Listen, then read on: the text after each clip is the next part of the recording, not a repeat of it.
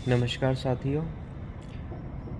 देश के उपराष्ट्रपति जगदीप धनखड़ जी का अचानक से इस्तीफ़ा मॉनसून के पहले सत्र में। एक ऐसे राष्ट्रपति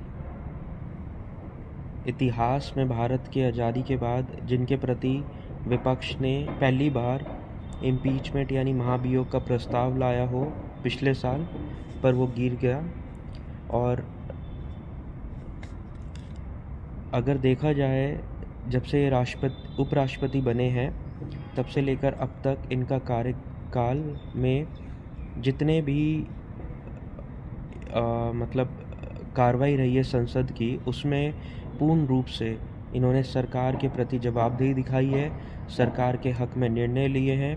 विपक्ष की आवाज़ को दबाया गया है। ना सरकार से प्रश्न हुए हैं, ना विपक्ष को उसकी भूमिका निभाने दी गई है। चाहे विपक्षी सांसदों को सस्पेंड करना हो, वेल से बाहर निकालना हो, बहुत सारी चीज़ें रही हैं। पर सबसे बड़ा मुद्दा ये है कि आखिर ऐसा अचानक से क्या हो गया। जिस दिन संसद की कार्रवाई शुरू हुई मॉनसून सत्र की, उस मॉनसून सत्र में सबसे बड़ी बात है, उस मॉनसून सत्र में सबसे पहली मीटिंग ली गई, बीएसी की मीटिंग ली गई, उपराष्ट्रपति जी ने ली। दूसरा, संसद की कार्यवाही में हिस्सा लिया।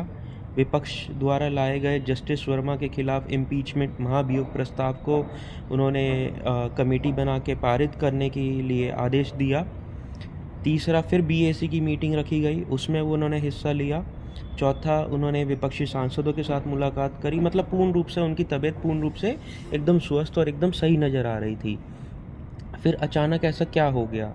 क्या उनकी अंतरात्मा जाग गई, या अचानक ही उन्हें एहसास हो गया कि अब वो और दबाव में काम नहीं कर पाएंगे?